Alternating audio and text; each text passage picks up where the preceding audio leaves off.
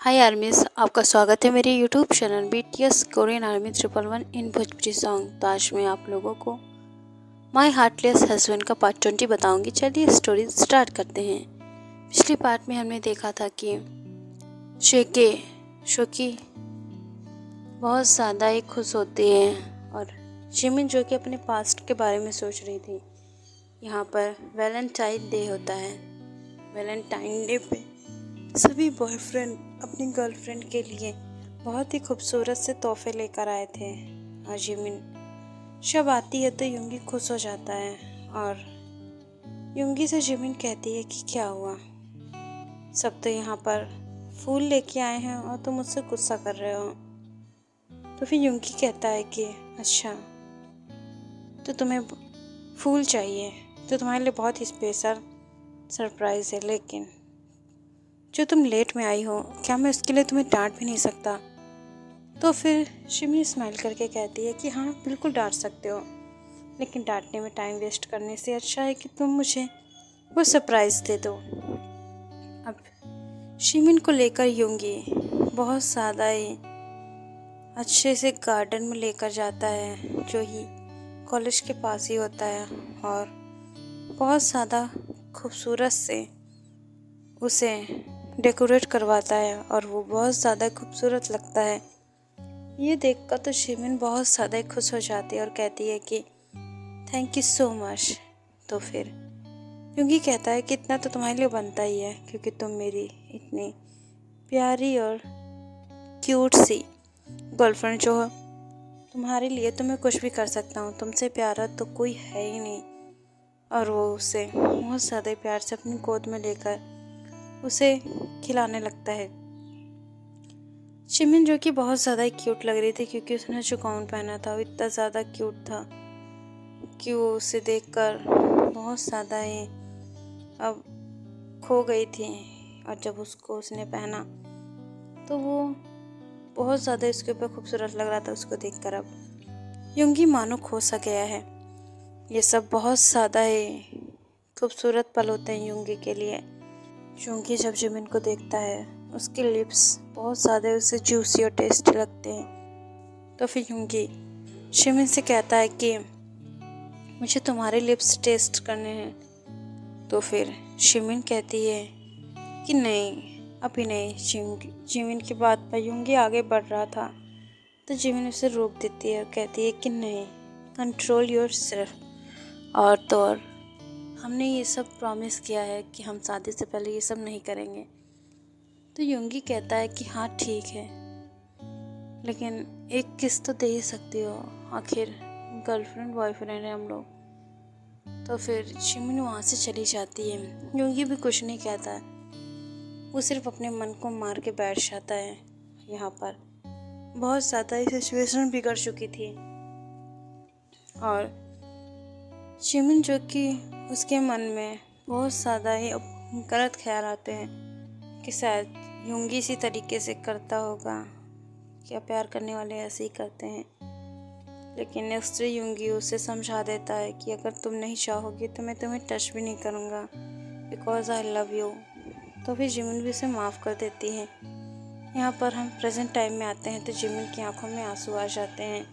जाहिर सी बात है, वो पल उसके लिए बहुत ज़्यादा हसीन होते हैं और वो जो धोखा होता है उसके लिए तो वो बहुत ज़्यादा ही गिल्ट फील कर रही थी। उसे बहुत ज़्यादा बुरा लगता है कि उसने इस तरीके के इंसान से प्यार किया है।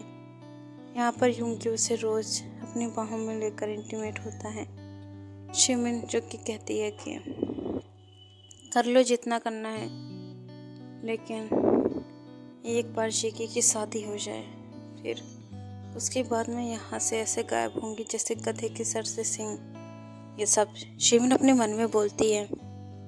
यहाँ पर हम देखते हैं कि जेके की शादी का दिन आ जाता है। ते जो कि बहुत ज़्यादा ही रेडी हो रहा था और वो चाहता था कि जेके के साथ एक बार वो इंटीमेट हो जाए, लेकिन जेके ने शादी से पहले उसे छूने तक नहीं दिया खुद को। ये सब बहुत ज़्यादा ही उसके लिए रिस्की हो जाता है, लेकिन वो जेके के पास नहीं जा पाता है। यहाँ पर जेके बहुत ज़्यादा हैप्पी होती है। सब यहाँ पर आ जाते हैं यहाँ पर शेके जो कि तैयार होकर बैठी होती है और जिमिन उसे तैयार करती है और तन्वी भी। यहाँ पर बहुत ज़्यादा सिचुएशन खूबसूरत हो रही थी। यहाँ पर ते से कहते हैं कि मैं किसी काम के लिए थोड़ी देर के लिए ऑफिस जा रही हूँ, तो फिर तुम लोग जल्दी से शादी करके आ जाना, क्योंकि सास का वहाँ जाना अलाउड नहीं है और तो और वहाँ पर हम नहीं जा सकते हैं, क्योंकि मुझे तुम्हारे और जेके के स्वागत के लिए यहीं रुकना होगा। तब फिर ते भी बहुत ज़्यादा खुश हो जाता है कि अब वो अपने प्लान को अंजाम देगा और उसकी माँ उसे डांटने के लिए वहाँ नहीं होगी। ये सब सोच कर ते के फेस पे भी स्माइल आ जाता है। लकी देख लेता है। लकी मन में कहता है कि अगर बॉस ने ये सब किया तो फिर शेकी का दिल टूट जाएगा। अगर शेकी का दिल टूटा तो सब कुछ बिखर जाएगा। बॉस को इतना प्यार करने वाली लड़की मिली, लेकिन उसकी कदर कर क्यों नहीं रहे। और तो और एक छोटी सी चीज़ के लिए इतनी बड़ी सज़ा जेकी को कैसे दे सकते हैं।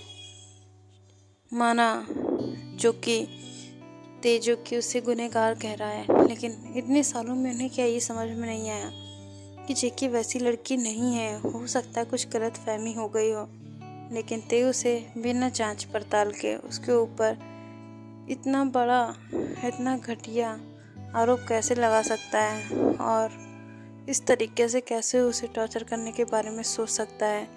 यहाँ पर ते शादी में पहुँचता है। सभी बहुत ज़्यादा ही खुश होते हैं और यहाँ पर जेके के फैमिली वाले बहुत ज़्यादा खुश होते हैं। तभी जेके आती है वहाँ पर।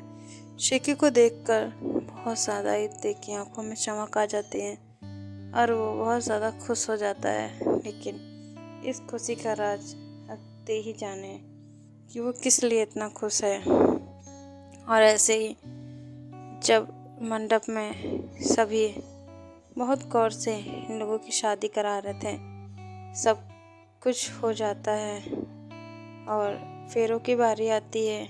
तो फेरे लेते समय ते ने 3 ही फेरे लिए होते हैं कि तभी ते रुक जाता और कहता है कि मैं इस लड़की से शादी नहीं करूँगा। जेके ही सुनकर बहुत ज़्यादा शौक हो जाती है और ते कहता है कि ये मेरे साथ एक रात बिताने के भी काबिल नहीं है और मैं इसके साथ शादी करूं, ऐसा कभी नहीं हो सकता है। ते की बातों पर जेके जो कि बहुत ज़्यादा ही अब सैड हो गई थी। उसे नहीं पता था कि कोई इस तरीके से भी उसके साथ कर सकता है। इतना ज़्यादा बुरा यहाँ पर ते जो कि बिना बोले जेके की बेइज्जती किया जा रहा था बिना रुके, और बहुत ज़्यादा कर देता है। वह कहता है कि इसकी औकात क्या है मेरे सामने, ये कुछ भी नहीं कर सकती और तो और इसको मेरे सामने खड़े होने की औकात नहीं है इसकी, और ये मुझसे शादी करेगी। बहुत ज़्यादा तुम्हें तड़पाना है तो फिर इसलिए मैंने ये सब किया, क्योंकि तुम्हारी वजह से मेरे डैड की जान चली गई और जो कुछ भी तुमने किया है ना, उसकी पनिशमेंट तो तुम्हें इससे भी बदतर मिलेगी और बार बार मैं तुम्हें तोड़ने के लिए खड़ा रहूँगा। इस तरीके से जेके को सुनाकर ते वहाँ से चला जाता है। जेके जो कि बहुत ज़्यादा ही बुरी तरीके से टूट चुकी थी और वो बहुत ज़्यादा ही बुरी तरीके से रो रहा था। उसे बहुत ज़्यादा ही खुद के ऊपर गिल्ट महसूस होता कि आखिर उसने इस इंसान से प्यार कैसे किया जिसके पास दिल ही नहीं है। आखिर उसने सोचा भी कैसे कि ये उससे प्यार करता है। ये इतना बड़ा बिजनेसमैन और वो कहाँ मामूली सा लड़का, मामूली सी मिडिल क्लास में रहने वाला, मिडिल क्लास फैमिली से बिलोंग करने वाला। ये सब सोच के जेके के होश उड़े जा रहे थे। वो बिल्कुल भी एक एक्सेप्ट नहीं कर पा रहा था कि इस तरीके का उसके साथ कभी हो जाएगा और वो जिससे इतना ज़्यादा प्यार करता है उसके ही साथ ही सब हो जाएगा। यहाँ पर जो कोई बहुत ज़्यादा ही जेके की फ़िक्र करता था सभी उसके पास होते हैं, सब उसे चुप कराते हैं। शादी से पहले हम देखते हैं कि तन्वी जो कि वहाँ गार्डन एरिया में होती है, लकी आता है। लकी उससे कहता है कि मैं तुमसे प्यार करता हूँ और तुमसे शादी करना चाहता हूँ, तो फिर मैं तुमसे एक बात कह दे रहा हूँ, अगर आज यहाँ पर कुछ भी हुआ तो फिर उस पर मेरे प्यार पे कभी भी शक मत करना, क्योंकि मैं तुमसे बहुत ज़्यादा प्यार करता हूँ और मैं हमेशा करता रहूँगा। अगर यहाँ पे कुछ भी बुरा होता है या फिर कुछ भी ऐसा होता है जो तुम्हें पसंद ना आए, इसका मतलब ये नहीं कि मैं तुमसे झूठा प्यार करता हूँ। और वो तन्वी को किस करता है, तन्वी भी स्माइल करती है और यहाँ पर दोनों ही एक दूसरे को किस करके पार्टी में जाते हैं। इस तमाशे के बाद तन्वी का भी दिल टूट जाता है। उसे लगता है कि लकी ने भी उसके साथ सिर्फ खेल किया है। यहाँ पर हम देखते हैं कि जिमिन, जो कि एक नोट छोड़कर पहले ही जा चुकी थी, यहाँ पर इस नाटक के बाद युंगी उसे ढूंढता है और युंगी गुस्से में कहता है मेरी जिमिन कहाँ है। तभी उसकी फैमिली वाले कहते हैं कि मुझे क्या पता, तुम मेरी जिमिन को लेके गए हो। अगर मेरी जिमिन नहीं मिली तो फिर तुम्हारी खैर नहीं। समझ में आई? जाओ मेरी जिमिन को ढूंढ के लाओ। जिमिन के डैड, जो कि बहुत ज़्यादा गुस्से में युंगी से कहते हैं, युंगी कहता है गुस्से में मुझे नहीं पता, और अगर वो मुझे छोड़ कर गई है तो इसकी पनिशमेंट तुझसे मिलेगी।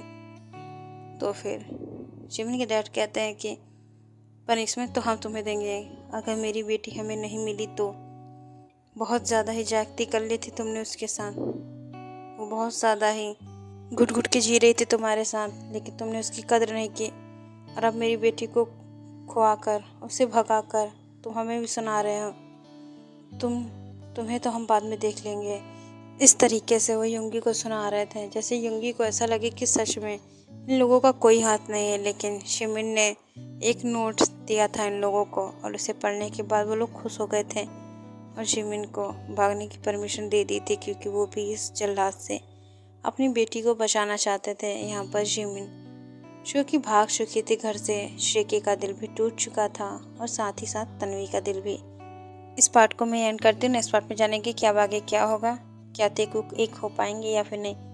बाय आर्मी सरांगे, और स्टोरी को प्लीज़ शेयर करते रहिए। बाय आर्मीज।